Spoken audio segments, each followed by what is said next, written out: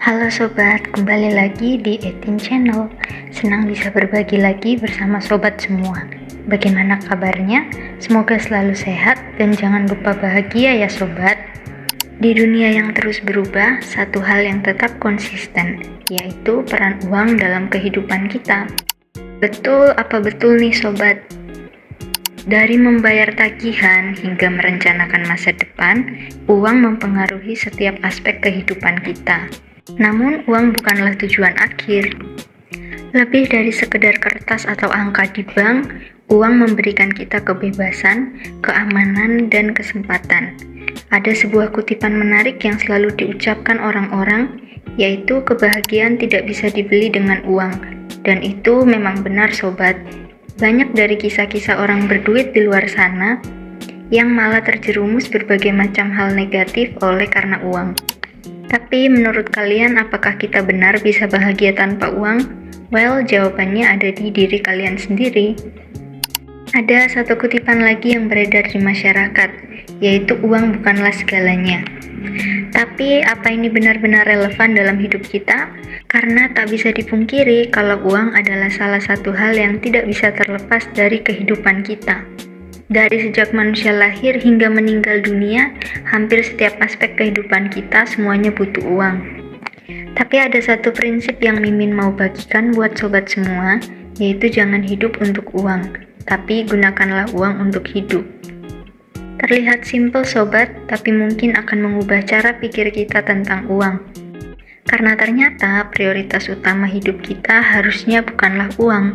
Kalau tidak keberatan, Mimin mau bagikan. Menurut Mimin ada 4 poin dalam menentukan prioritas kita. Yang pertama tentu Tuhan Yang Maha Esa, yang kedua keluarga, yang ketiga sesama, dan yang terakhir adalah uang dan barang. Kalau menurut kalian apa prioritas dalam hidup kalian? Komen di bawah ya. Jadi mari kita jelajahi mengapa uang penting, bagaimana kita dapat mengelolanya dengan bijak, dan bagaimana kita dapat menggunakan harta yang sudah dipercayakan pada kita untuk membuat perubahan yang nyata dalam kehidupan kita dan kehidupan orang lain. Nah, dalam video ini saya ingin merangkumkan untuk sobat 7 nasihat keuangan yang diberikan oleh seorang ahli keuangan yang terkenal dengan buku karangannya Rich Dad and Poor Dad, yaitu Robert Kiyosaki. Tanpa basa-basi, yuk langsung kita simak aja rangkumannya. Nasihat keuangan yang pertama, uang tidak boleh mengendalikan kita. Apakah kamu merasa uang adalah sebuah tantangan? Semua aspek dalam hidup kita terasa sulit jika berkaitan dengan hal yang satu ini. Menurut Robert Kiyosaki, mengelola uang bukan hanya tentang angka, melainkan tentang mengambil kendali atas nasib kita sendiri. Kenapa kita harus belajar mengendalikan uang? Karena uang adalah kunci untuk membuka pintu kehidupan yang kita impikan. Mungkin itu tentang memastikan masa depan keluarga kita agar terjamin, mengejar impian kita, atau hanya menikmati gaya hidup bebas dari beban utang. Tapi dalam hidup ini seringkali uanglah yang justru mengendalikan hidup kita. Kita terjebak dalam keputusan-keputusan sulit setiap hari yang dipengaruhi oleh tekanan finansial. Bagaimana kita dapat mencapai impian kita jika kita terus-menerus dikejar kebutuhan keuangan sehari-hari? Nah, Robert Kiyosaki mendorong kita untuk membuat setiap keputusan finansial dengan banyak pertimbangan. Ini bukan hanya tentang merespon situasi dengan reaksi cepat, melainkan merenung, memahami, dan menggunakan pengetahuan kita untuk membuat keputusan finansial yang lebih baik. Kita wajib tahu dan bisa membedakan mana kebutuhan dan mana keinginan, mana yang mendesak dan mana yang bisa ditunda. Ketika kita memiliki pemahaman yang kuat tentang kondisi keuangan kita dapat mengarahkan arusnya sesuai keinginan kita. Jadi bagaimana sobat? Jangan biarkan uang mengendalikanmu lagi ya. Nasihat yang kedua adalah amankan masa depan yang pantas kita dapatkan. Ngomongin masa depan, siapa sih yang gak mau punya masa depan baik? Pasti kita semua di sini punya impian masing-masing untuk meraih masa depan. Ada yang pengen pensiun dini, ada yang ingin punya rumah atau mobil, atau mungkin ada yang ingin meraih financial freedom di usia dini. Nah sobat, apapun impian kalian semua akan terasa sangat sia-sia jika kita tidak membenahi hubungan kita dengan uang saat ini. Gak usah muluk-muluk deh punya impian ini dan itu, jika saat ini kita masih suka membeli barang berdasarkan keinginan dan bukan kebutuhan.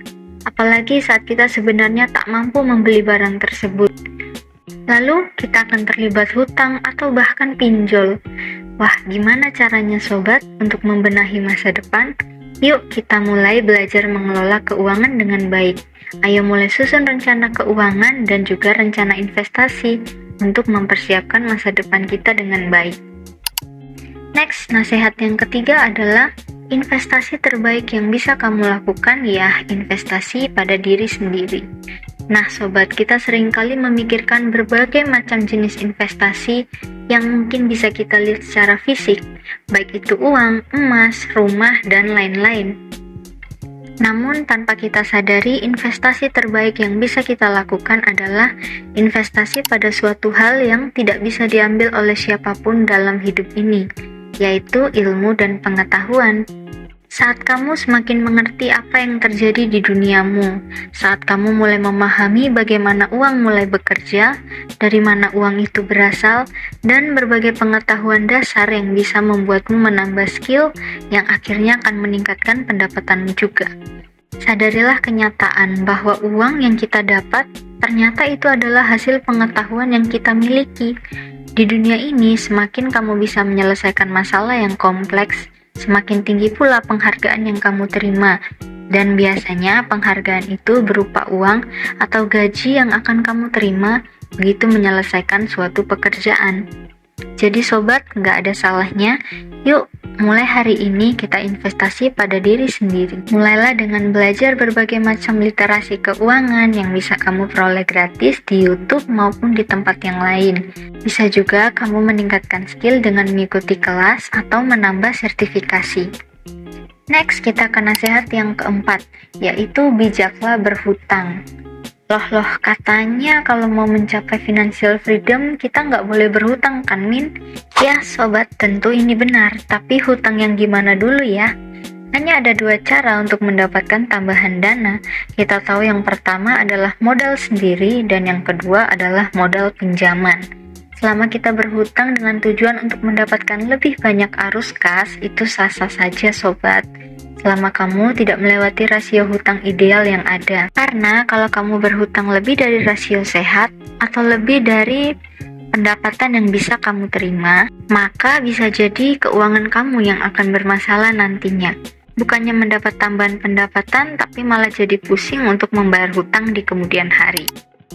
Jadi sobat, berhutang adalah sah-sah saja, tetapi jangan lupa untuk menyesuaikan dengan kemampuan kita untuk bisa membayar kembali hutang tersebut. Lanjut, kita ke nasihat yang kelima. Kata Robert Kiyosaki, orang kaya tidak akan pernah menabung. Wah, masa sih Min? Terus kalau nggak nabung, mereka kayanya dari mana dong? Sobat, ada satu hal yang diutarakan oleh Robert Kiyosaki, yaitu orang kaya tidak menabung. Sebaliknya, mereka membuat uang terus bekerja untuk mereka. Dibanding hanya ditabung dan uangnya nggak berputar kemana-mana, orang kaya lebih suka menginvestasikan uang mereka agar dapat menghasilkan pendapatan tambahan, atau agar arus kas mereka tidak terputus. Robert menjelaskan, selagi kita menyimpan uang kita di tabungan, uang tersebut akan tetap bernilai sama bertahun-tahun kemudian, yang tentu hal ini berbanding terbalik dengan harga bahan pokok dan pengeluaran kita yang setiap tahun akan terus meningkat. Uang kita akan serasa bertambah kecil nilainya seiring dengan berjalannya waktu dibandingkan dengan harga bahan pokok atau pengeluaran kita ke depannya. Nasihat yang keenam lumayan menarik nih. Gak usah pelihara gengsi karena kamu gak makan dari gengsimu. Wah sobat, bagaimana dengan nasihat ini? Apa ada di antara kalian yang merasa kalian salah satunya? Terkadang Mimin pun juga merasa hal yang sama. Salah satu hambatan yang sering kali menghalangi kita berkembang adalah faktor dari dalam diri sendiri.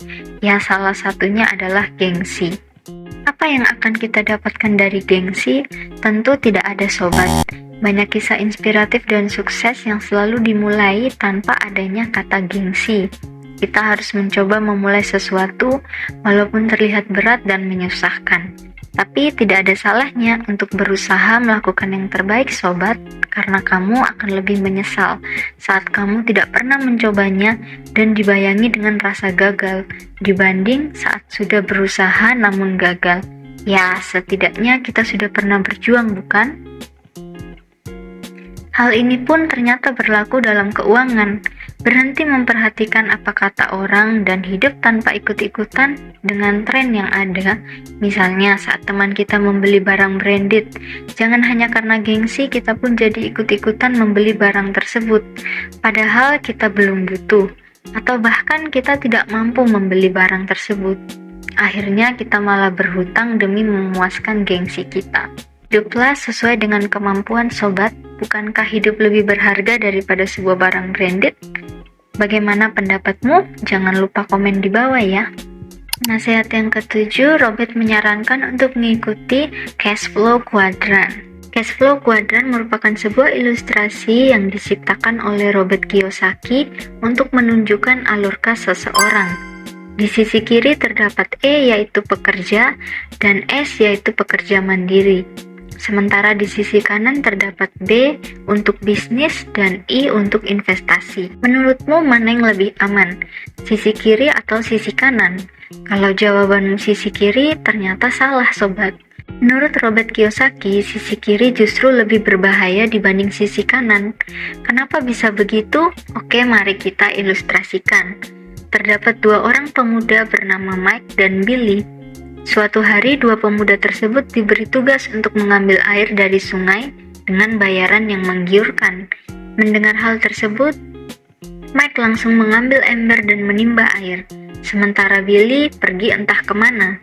Setelah beberapa tahun berlalu, uang yang dimiliki Mike semakin bertambah banyak. Namun, dia menjadi tidak punya waktu luang karena terlalu sibuk bekerja.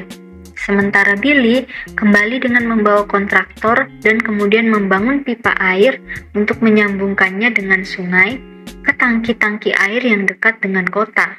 Ia kemudian menjual air yang ditampungnya tersebut dengan harga yang lebih murah dibandingkan dengan Mike yang menimba air untuk diantarkan ke rumah warga.